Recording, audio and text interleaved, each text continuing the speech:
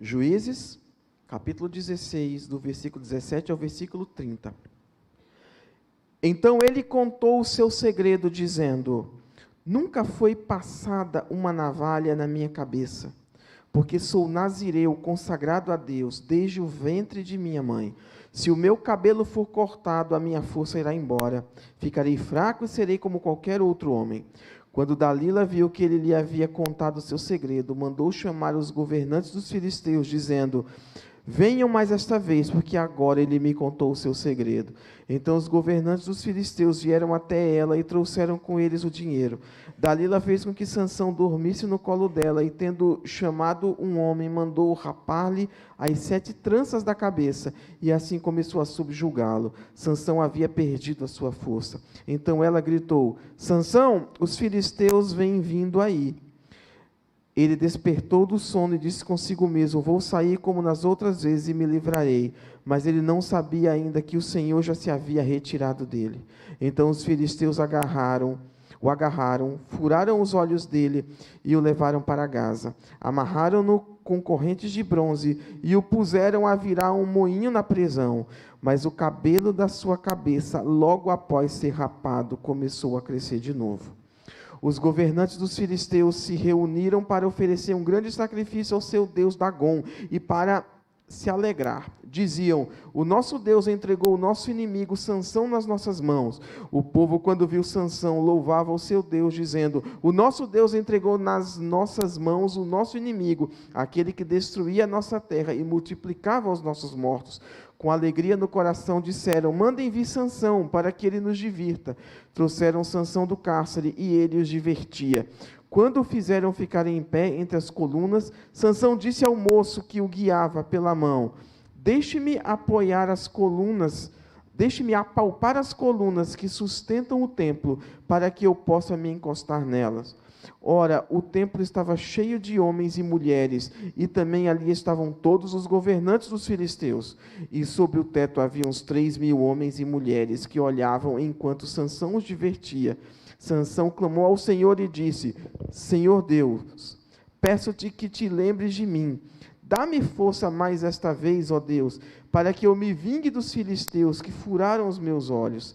Em seguida, Sansão abraçou as 2 colunas no meio que sustentavam o templo e fez força sobre elas com a mão direita em uma e com a esquerda na outra, e disse: que eu morra com os filisteus. E empurrou com toda a sua força, e o templo caiu sobre os governantes e sobre todo o povo que ali estava. Assim foram mais os que Sansão matou quando morreu, do que os que ele havia matado durante toda a sua vida. Vamos até aí, vamos orar. Pai, em nome de Jesus, nós louvamos o Teu nome, porque o Senhor é nosso Deus e nosso Pai, Pai. Porque o Senhor cuida de nós, porque o Senhor fala conosco, o Senhor nos alimenta com a Tua palavra. E pedimos que nessa noite o Senhor nos alimente, o Senhor nos guie, o Senhor nos fortaleça, o Senhor nos corrija, Pai. Que o Senhor nos dirija poderosamente por meio da Tua palavra nessa noite, Senhor. É a nossa oração, o nosso clamor em nome de Jesus. Amém. A igreja pode se assentar?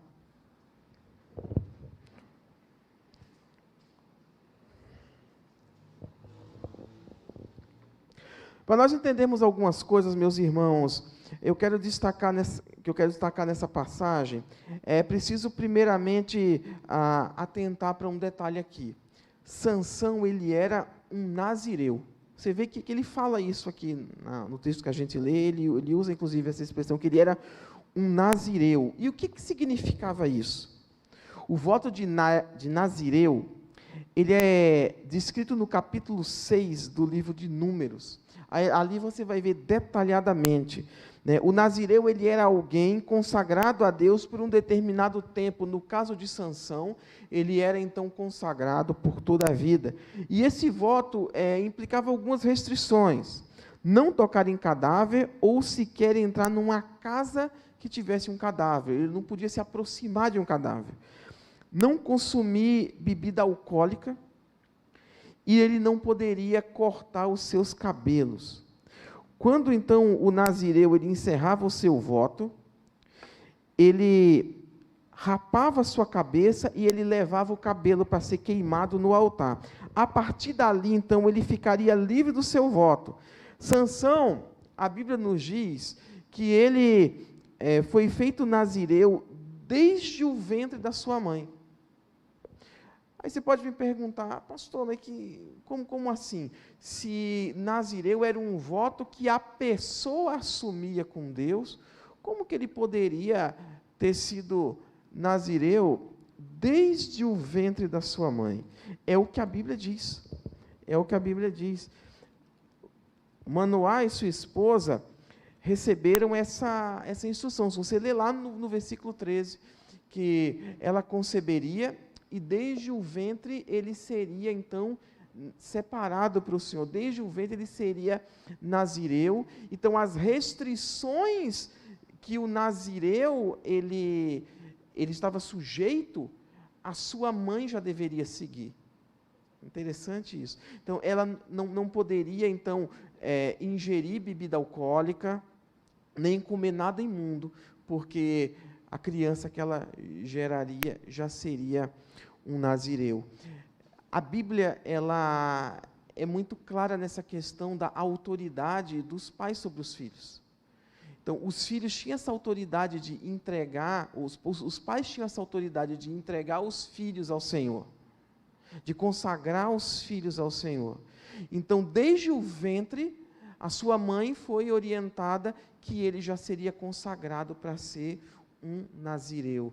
E aí, às vezes as pessoas perguntam assim, eu falei ainda há pouco do batismo, né? Eu mencionei, né, sobre as pessoas que foram batizadas na infância. A nossa igreja tem essa doutrina, tem essa prática. Às vezes as pessoas perguntam, mas pastor, como assim? Por que batizar a criança? Qual que é a base bíblica para isso? Se o batismo não tem que ser a pessoa que tem que pedir. Biblicamente, esse princípio existe desde o Antigo Testamento. Os pais podem, desde o princípio, incluir os filhos na sua aliança com Deus. E aqui nós temos mais um exemplo disso. O voto de nazireu, que era para ser feito por alguém que estabeleceria com Deus um tempo de consagração. Aqui nós temos um belo exemplo de pais sendo orientados a eles consagrarem o seu filho como nazireu desde o ventre. Se alguém pode ser consagrado a Deus desde o ventre, pode também receber na sua infância, debaixo da autoridade e da entrega dos seus pais, todas as bênçãos de Deus. A gente não pergunta se um filho nosso crê antes de orar por ele. Se quando ele está enfermo, se o meu filho fica doente, eu não pergunto, meu filho, você crê na oração que o papai vai fazer? Não, eu não pergunto. Eu oro. Eu entrego ele nas mãos de Deus. Por isso que nós, metodistas, assim como outras denominações evangélicas, nós temos essa fé, essa crença, essa prática de que nós batizamos os nossos filhos desde cedo, incluindo-os na aliança, no pacto que nós temos com Deus, para que caminhem na presença do Senhor, para que pertençam a Jesus desde cedo. Nós não obrigamos, mas nós praticamos e nós orientamos, porque nós cremos que isso é bênção, nós cremos que os princípios bíblicos para isso estão estabelecidos. Eu mesmo, os irmãos devem lembrar, né, eu batizei, antes de eu ir para Bandeirantes, de eu ser nomeado em Bandeirantes, meu último ato pastoral aqui na igreja, eu batizei a Aurora com mais ou menos 3 meses, o Estevão eu batizei com 60 dias. Eu batizei aqui depois de uma escola dominical de manhã, e para mim, como pai, foi uma alegria muito grande poder ter essa questão de eu entregar os meus filhos ao Senhor, incluí-lo na aliança que eu tenho com Deus, que a minha esposa tem com Deus desde cedo. E nós vemos aqui, então, Sansão, desde o ventre da mãe, sendo entregue ao Senhor. E uma coisa interessante eu vejo aqui, sabe o quê? Que Sansão, desde a sua concepção, ele é tratado já como uma pessoa, como alguém que pertence a Deus.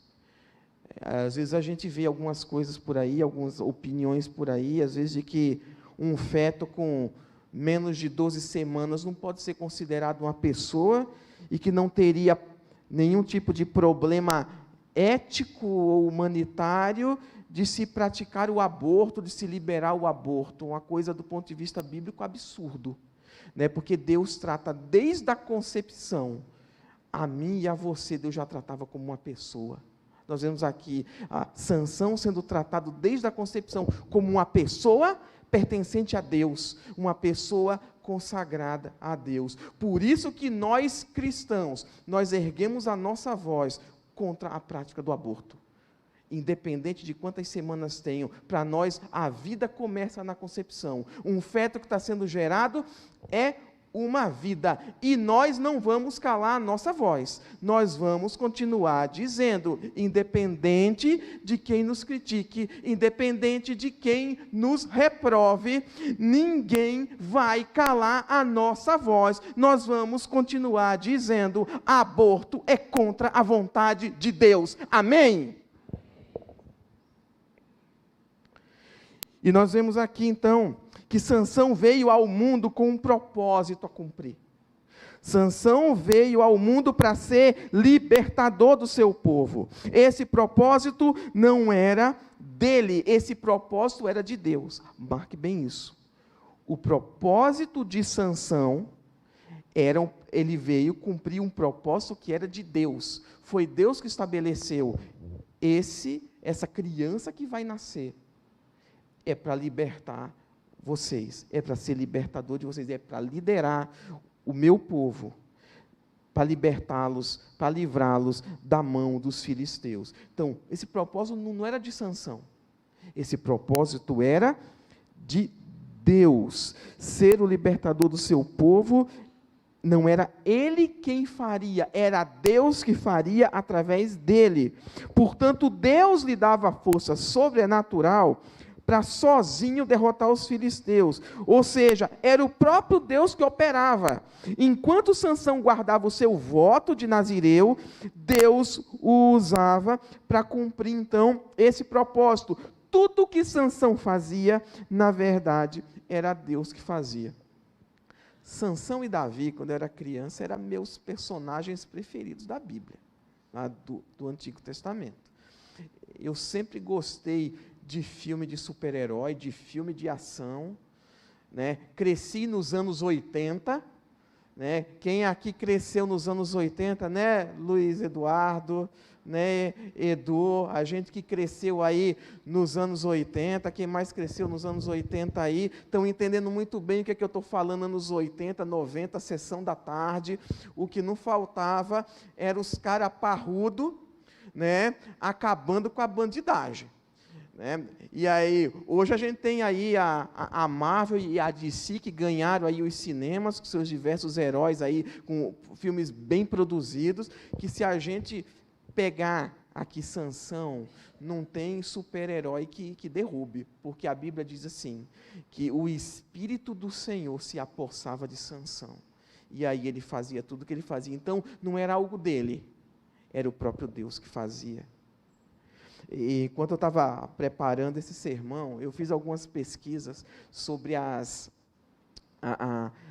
questão das tradições judaicas sobre Sansão, né, que eles diziam sobre Sansão, uma coisa interessante. Há uma tradição judaica que diz que a força de Sansão era tamanha, né, assim eles diziam, né, assim eles criam, que ele poderia erguer montes e esfarelar como se fossem 2 torrões de terra. Né? Então, tamanha era a admiração que se tinha por Sansão. Eu não duvido que ele pudesse fazer isso, porque essa força dele vinha de Deus, para Deus não há impossíveis. Então, as grandes façanhas de Sansão eram tudo, por quê? Porque o Espírito de Deus vinha sobre ele e o capacitava a fazer tudo o que ele fazia. Meu irmão, minha irmã, você que exerce um ministério, você que foi chamado por Deus para fazer alguma coisa, tenha uma coisa em mente: quem faz não é você, quem faz é Deus. Se Deus estiver fazendo através da sua vida, se o que você está fazendo, Deus está te abençoando, Deus está te usando, então para com essa conversa: será que eu consigo? Será que vai dar certo? Como será que... O que será que vai acontecer no final? Será que eu vou fracassar? Olha para quem faz. Você é só um instrumento. Eu sou só um instrumento. Quem faz é Deus. Então, olha para o Senhor e não olha para a multidão de filisteus. Não olha para o que se levanta para se opor. olha para o Senhor e todo dom perfeito vem de Deus. Tudo vem do Senhor, a capacitação vem do Senhor. E assim, porque assim como Deus usava Sansão daquela maneira, Deus me usa de outra maneira, Deus usa você de outra maneira, mas é o mesmo Deus que usa, e é o mesmo Deus que não pode ser parado, é o mesmo Deus que não pode ser detido, é o mesmo Deus que é ilimitado. Só que Sansão caiu numa cilada. Assim como no Espírito do Senhor estava a sua força, na sua carne estava a sua fraqueza. Isso é uma verdade para mim e para você. No Espírito do Senhor está a nossa força para resistir ao pecado, para resistir às tentações. E na nossa carne reside toda a nossa fraqueza. Se a gente se deixa guiar pela nossa carne, nós vamos cair assim como Sansão caiu. Nós vamos fracassar, assim como ele fracassou naquele momento. E assim como quando o Espírito do Senhor vem sobre nós, quando nós estamos cheios do Espírito Santo e é Deus que está nos usando, nós temos vitória. Quando o Espírito do Senhor enche a nossa vida, nós vencemos o pecado. Nós vencemos todo o levante de Satanás contra a nossa vida, toda a tentação nós podemos vencer pelo poder do Espírito de Deus. Nós vemos em Sansão, qual que eram as grandes fraquezas de Sansão? A sua autossuficiência. Se você ler um pouco mais para cima, você vai ver que ele debochava de Dalila. Cada vez que ela perguntava para ele de onde vinha a sua força, ele contava uma historinha diferente. E aí, quando ela falava, os filisteus vêm sobre ti, ele então se levantava, arrebentava a corda, fazia tudo, acabava com todo mundo ali e acabava a história. E tanto é que você vê aqui, como ele diz, quando ele escuta, os filisteus vêm sobre ti, o que é que diz? Vou me levantar como das outras vezes e vou resolver. Só que ele não tinha se tocado que o Senhor tinha se retirado dele. Porque ele tinha falado que não devia. Porque ele tinha se colocado numa situação que ele não deveria ter se colocado. Ele colocou tudo em risco. E aí, por causa da sua autossuficiência, que você pode ver isso em toda a história de Sansão, como ele era também muito inconsequente. Ele não ligava para as consequências do que ele fazia. Tanto é que ele descuidou do seu voto algumas vezes. O que é que eu falei aqui sobre o voto de Nazireu? Não consumir bebida alcoólica e não tocar em cadáver. Ele se casou com uma filistia, e se você olhar o contexto da festa, segundo alguns estudiosos bíblicos, dificilmente você vai concluir que Sansão não consumiu vinho ali. Há várias evidências textuais que Sansão não deu muita bola para esse voto. A Bíblia não fala isso abertamente, mas muitos estudiosos afirmam que Sansão ele não guardava esse princípio. Mas está muito claro que ele não deu muita bola para o seu voto de não tocar em cadáver. Porque diz que ele matou um leão que avançou sobre ele, e depois de uns dias ele passou ali, achou os restos mortais do leão e um favo de mel ali que abelhas tinham feito. Isso que ele pegou daquele mel, ele comeu, ele levou para os seus pais, e diz a Bíblia que ele não contou para os seus pais de onde ele tinha tirado o mel. Por quê? Porque ele sabia que ele tinha feito coisa errada. Então, Sansão ele era inconsequente, ele não dava muita bola. E tanto é que a sua última inconsequência foi o quê? Foi revelar o que ele não deveria ter revelado para Dalila. E aqui veio a decadência dele. Isso resultou na situação que nós lemos. Ele, como se diz por aí, brincou com a sorte e contou sobre o voto e o que aconteceria se o seu cabelo fosse cortado. Quando o voto era quebrado, meus irmãos, o voto não se encerrava. Para o voto se encerrar, tinha que se cumprir todos os passos que a lei determinava. Havia o sacrifício a ser oferecido no final do voto. Ele deveria, então, rapar a cabeça e pegar o cabelo e levar para ser queimado pelo sacerdote. Se isso não fosse feito, o voto não era encerrado, o voto era quebrado. E deveria ser recomeçado do zero. Como assim? Se o voto fosse feito por 6 meses e com 3 meses fosse quebrado, então para você cumprir então, totalmente o voto, esse voto então, seria cumprido então, em 9 meses. Porque depois de 3 vezes você quebrou, você teria que recomeçar do zero. E aí que eu quero chamar a sua atenção. Sansão não cumpriu o ritual ali de encerramento do voto, ele não cumpriu os ritos da lei para encerrar o voto. Então, o seu voto foi quebrado, mas não foi encerrado. E aí eu quero chamar a sua atenção para algumas coisas nesse texto. Primeiro, algumas lições nós podemos tirar daqui, que primeiro, ninguém pode pôr fim naquilo que Deus começou. Quem foi que instituiu o voto de Nazireu para Sansão? Foi ele que disse, eu quero fazer esse voto? Como eu já mencionei? Não, foi Deus. Está lá no capítulo 13 de Juízes. Foi Deus que o separou para ser um Nazireu desde o ventre da sua mãe. Então, preste atenção aqui no versículo 21.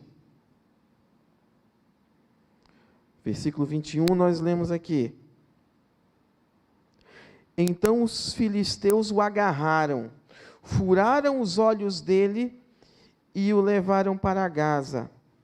Amarraram-no com correntes de bronze e o puseram a virar um moinho na prisão. Agora, versículo 22. Mas o cabelo da sua cabeça, logo após ser rapado, começou a crescer de novo. O voto recomeçou, a contagem do voto recomeçou. O propósito de Deus recomeçou. Sansão, sem perceber, talvez estava voltando ao início do seu voto. E eu acho interessante que a Bíblia diz assim, que logo após ser rapado, voltou a crescer. Agora eu vou colocar uma observação minha. Eu penso que a Bíblia coloca a coisa dessa maneira porque Deus acelerou o crescimento do cabelo dele. Pela maneira como está escrito, logo após ser rapado, o seu cabelo voltou a crescer. Então, dá a entender que foi algo que foi além do natural, além do crescimento natural. Né?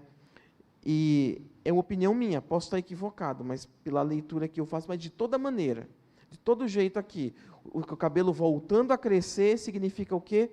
O voto voltando a ser contado. Ele voltando para a sua condição de nazireu sendo restaurada. Né? O nazireado de Sansão estava sendo renovado. Quem determinou então que Sansão seria nazireu desde o ventre? Foi Deus. E apesar da cilada que ele caiu, conforme a lei, o voto recomeçou com o crescimento do seu cabelo. A conspiração contra Sansão era, na verdade, uma conspiração contra o plano de Deus. E alguém pode frustrar os planos de Deus? Não. Nós temos outros exemplos na Bíblia. José. Deus tinha um plano para José. Os irmãos de José lançaram ele no fundo de uma cova, depois o venderam para o Egito. Né, o venderam para mercadores que os venderam como escravo no Egito. E chegando lá no Egito, Deus fez tudo o que tinha que fazer para que o propósito fosse cumprido. Na verdade, o propósito de Deus é que José chegasse no Egito, para acontecer tudo o que aconteceu. Mesmo os seus irmãos tramando contra ele, eles não puderam tramar contra Deus. Eles não puderam frustrar o propósito de Deus. Eles não puderam frustrar o plano de Deus. Meus irmãos, é difícil a gente falar isso. Para mim é difícil falar isso, como para você talvez seja difícil ouvir. Mas tem hora que parece que tudo dá errado, mas o plano de Deus não está sendo detido. Às vezes a nossa ansiedade, a ansiedade que habita em nós, né? E eu falo isso várias vezes aqui, porque eu sou ansioso mesmo, e às vezes a gente não consegue focar nisso. A gente quer ver a coisa se resolver logo, a gente quer ver o propósito de Deus se cumprir logo, a gente quer ver, receber logo, tomar logo posse das promessas. Calma, meu irmão, a coisa vai acontecer, mas nós precisamos esperar. Nós precisamos confiar na soberania de Deus. Tudo o que aconteceu ali colaborou para que o plano de Deus na vida de José se cumprisse. Faraó tentou de todas as formas impedir que o povo de Israel saísse, mas o povo de Israel saiu, porque a mão de Deus se manifestou de maneira pesada contra Faraó.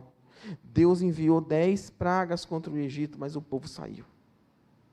Porque Deus decretou que assim acontecesse, e o decreto de Deus é irrevogável.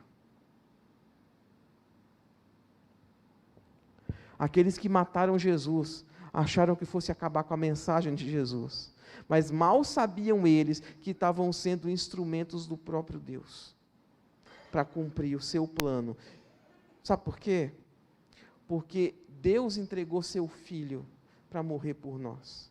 A Bíblia diz que aconteceu tudo aquilo que por Deus havia sido determinado. Então, aqueles que acharam que com a morte de Jesus estavam acabando com a missão de Jesus, aqueles que acharam que estavam acabando com aquilo que Jesus pregou e ensinou, muito pelo contrário, porque Jesus ressuscitou dentre os mortos. Ali naquela cruz, Jesus pagou os nossos pecados. Jesus morreu por nós. O plano de Deus foi perfeitamente cumprido. O plano que Deus estabelece para a nossa vida, ninguém tem o poder de frustrar. Então, ninguém pode pôr fim àquilo que Deus começou. Versículo 28.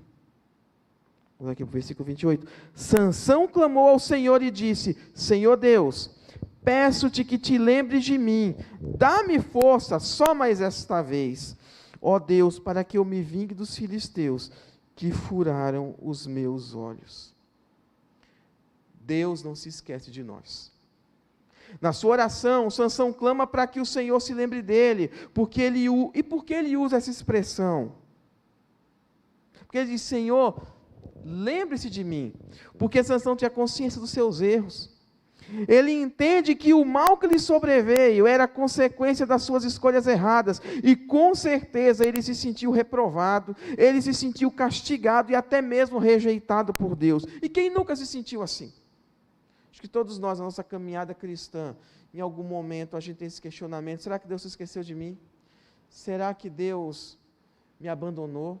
Será que eu fiz alguma coisa tão séria que Deus está me deixando de lado?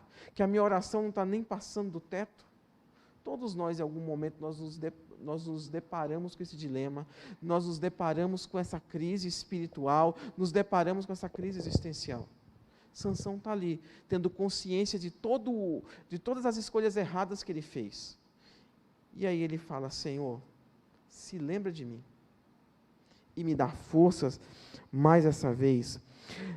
Sansão clama para que Deus se lembre dele. Sansão está prostrado, Sansão está cego, sem forças e exposto à humilhação. Ele está sendo feito ali de objeto de escárnio público. Ele, que era temido por todo aquele povo, agora estavam ali olhando para a sua condição humilhante e debochando dele, ridicularizando ele, se divertindo às custas dele.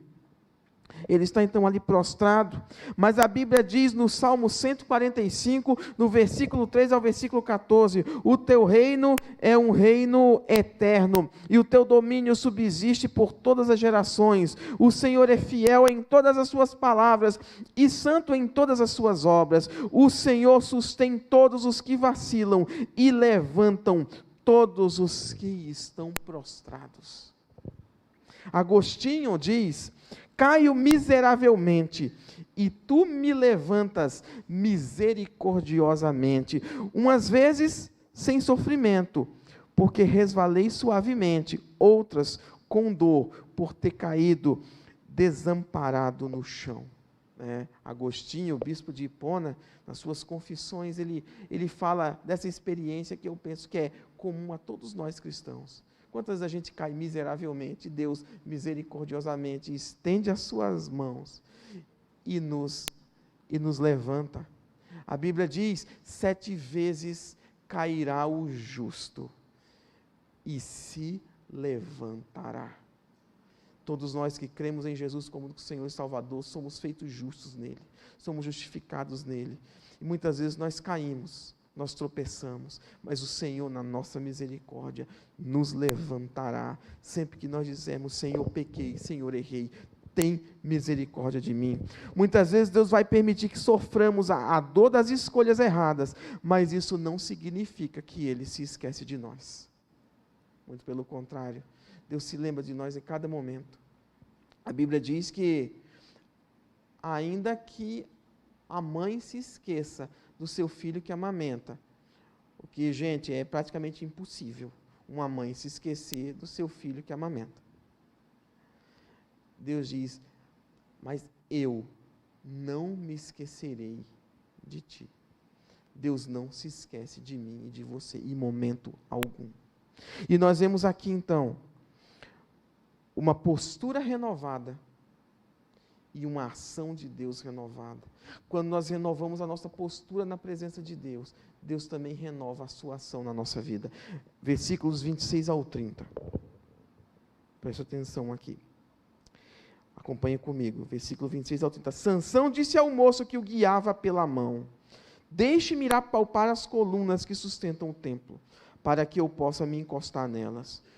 Ora, o templo estava cheio de homens e mulheres, e também ali estavam todos os governantes dos filisteus. E sobre o teto havia uns 3.000 homens e mulheres que olhavam enquanto Sansão os divertia. Sansão clamou ao Senhor e disse: Senhor Deus, peço-te que te lembres de mim, dá-me força só mais essa vez, ó Deus, para que eu me vingue dos filisteus que furaram os meus olhos. Em seguida, Sansão abraçou-se às 2 colunas do meio que sustentavam o templo e fez força sobre elas com a mão direita em uma e com a esquerda na outra, e disse: que eu morra com os filisteus. E empurrou com toda a sua força, e o templo caiu sobre os governantes e sobre todo o povo que ali estava. Assim foram mais os que Sansão matou quando morreu, do que os que ele havia matado durante toda a sua vida. Sansão, aqui, ele não ordena. Sansão, ele pede para se apoiar. Sansão, que antes era autossuficiente, soberbo, agora se coloca numa postura de dependente. Ele pede para alguém que o ajudava. Ele estava precisando ser ajudado, ser guiado por um rapaz. E ele pede, então, ajuda para se apoiar. E em seguida ele ora ao Senhor, conforme nós acabamos de ler, e ele diz no versículo 30, então que eu morra com os filisteus, que eu morra com todos os filisteus. E quando Sansão fala isso, uma coisa interessante, eu já vi gente dizer que Sansão cometeu suicídio. Nada mais equivocado, Sansão não cometeu suicídio. Muito pelo contrário. Sansão, ele agiu como um bom soldado que dá sua vida pela pátria. Sansão, nesse caso, aqui nós vemos um servo de Deus, dando a vida para cumprir o propósito pelo qual Deus o chamou. Porque um suicida, ele chega à conclusão absurda de que a sua vida perdeu o sentido e, portanto, ele deseja acabar com ela. Sansão não tinha a intenção de atentar contra a sua vida. A intenção de Sansão aqui não era tirar sua vida. Ele entendia plenamente que a sua vida tinha um sentido e que qualquer ataque que ele dirigisse aos filisteus poderia acarretar na sua morte de um jeito ou de outro. O que ele faz aqui é assumir o risco. Ele fala: eu vou ter que fazer alguma coisa, eu estou aqui, eu vou fazer alguma coisa. Deus me trouxe à existência para libertar o meu povo desse povo. Eu estou aqui nessa situação, mas Deus pode ainda me usar. Só que isso pode me custar a vida. Mas eu não estou preocupado com isso. Eu estou preocupado em ir até o fim e cumprir aquilo para o qual Deus me chamou. Então Deus faz essa oração, e Deus o atende. Deus nunca ia atender a oração de Sansão para lhe dar força se a intenção dele fosse pecar, se a intenção dele fosse cometer suicídio. Então, as pessoas que falam que Sansão se suicidou não estão lendo a Bíblia corretamente, não estão entendendo nada do que está escrito aqui. O que está escrito aqui é que Sansão foi até o fim, ainda que lhe custasse a vida. Falou: então, eu vou fazer o que tem que ser feito, e se for o caso, eu vou morrer também, mas eu vou fazer aquilo que Deus me chamou para fazer. Ele entendeu que ele não viu a sua vida, que a sua vida perdeu o propósito, muito pelo contrário.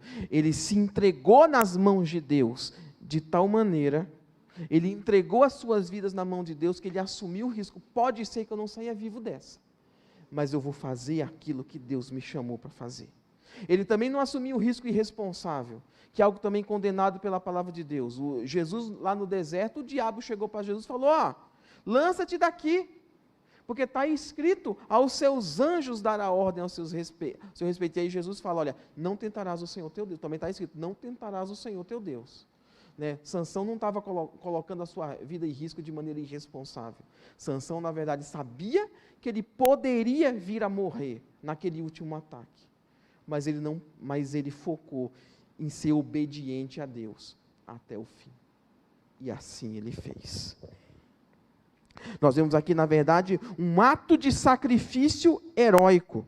Nós vemos aqui claramente, sabe o que, meus irmãos? Nesse ato último de Sansão, no momento em que ele clama a Deus, que ele, de autossuficiente, ele se coloca com toda a humildade na presença de Deus, e ele clama ao Senhor para que mais uma vez o Senhor o use, e Deus o usa.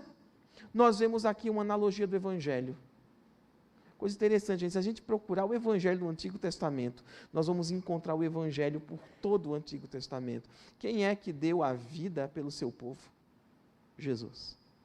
Nós vemos aqui uma analogia do Evangelho, né, do Cristo que se entrega, do Cristo que morre para libertar o seu povo. Foi isso que Jesus fez por mim e por você.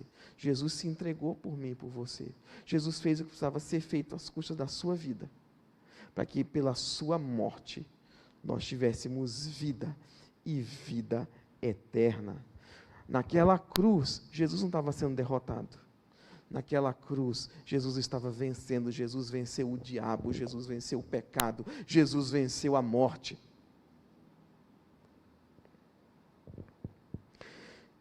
E no versículo 30, no final do versículo 30, aqui na parte B do versículo, nós vemos assim: foram mais os que Sansão matou quando morreu, do que os que ele havia matado durante toda a sua vida.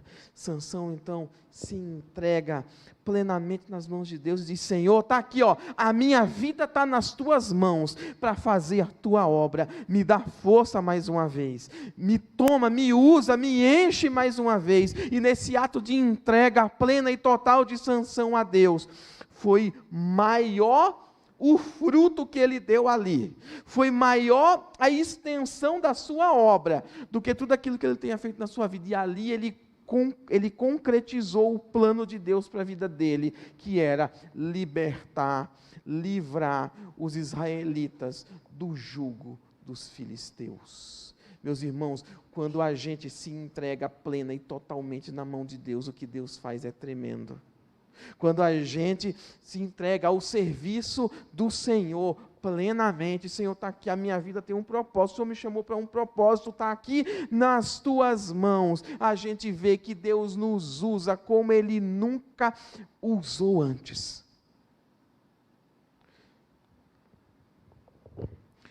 Ele cumpriu sua missão na íntegra, quando se entregou totalmente nas mãos de Deus. O que Deus fez naquele momento foi maior do que o que fez em todos os 20 anos que ele liderou Israel. Porque a liderança de Sansão sobre a nação, o seu tempo como juiz de Israel, ao todo foram 20 anos. Ali ele matou mais, naquele momento de alto sacrifício, de entrega total ao Senhor, né, de entregar a sua vida plenamente nas mãos de Deus, assumindo até mesmo a possibilidade de que Deus o recolhesse ali, como Deus o fez. E foi mais o resultado que ele deu ali, né, no seu combate contra os filisteus, a ponto de ali ele concretizou então a libertação do povo. Foi mais os que ele matou ali, do que o que ele matou nos seus 20 anos, sob a liderança da nação de Israel. Meu irmão, minha irmã, Deus tem propósito para nós. Deus tem propósito para a nossa família. Deus tem propósito para o nosso ministério. Deus tem propósito aonde Ele nos colocou, meu irmão. Você crê nisso? Muitas vezes nós cometemos erros, nós fazemos escolhas, ou acontecem coisas que parecem o fim da linha. Meu irmão, minha irmã, os dons e a vocação de Deus são irrevogáveis. O propósito de Deus é irrevogável. Sansão foi chamado para ser um juiz de Israel. O que era um juiz? Era um líder espiritual e militar, que liderava o povo na guerra, e isso ele fez ali na íntegra, como nós lemos, apesar de tudo. Hoje, cada um de nós tem um chamado no povo de Deus.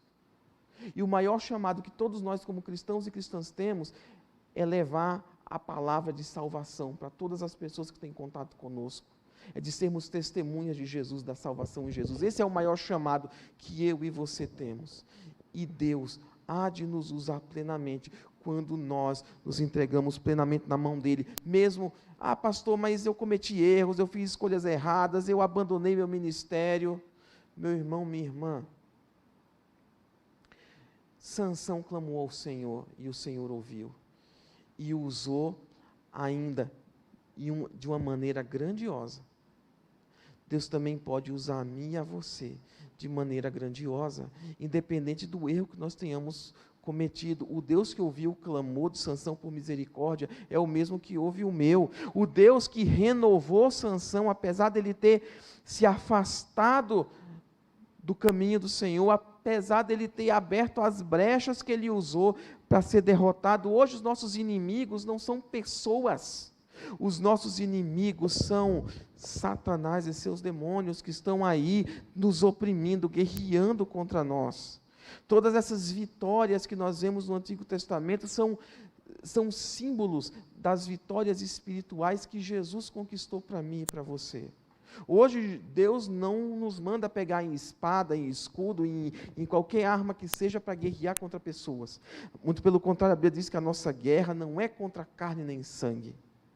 Nós não estamos mais no Antigo Testamento, naqueles períodos das guerras, né, que o povo tinha que guerrear pela sua sobrevivência. Nós hoje, nós somos o povo espiritual de Deus, que guerreamos espiritualmente, na dimensão espiritual, na fé em Jesus, através da oração. O reverendo Elias sempre falou que o cristão marcha de joelhos. Falava isso lá em Curitiba, quando foi meu pastor, então eu sei que ele falava isso aqui também, né, Regina Marinês, Jaime, creio que ele falou isso aqui quando ele era pastor aqui também, que o cristão marcha é de joelhos, é assim que nós guerreamos. Então eu quero convidar você a guerrear nessa noite, guerrear com o joelho no chão, porque a vitória vem do Senhor, não importa a situação que estamos, Deus sempre está disposto a cumprir seu propósito na nossa vida. Deus não se esquece de nós, Deus perdoa as nossas faltas, Deus renova a nossa condição e faz coisas grandiosas, amém?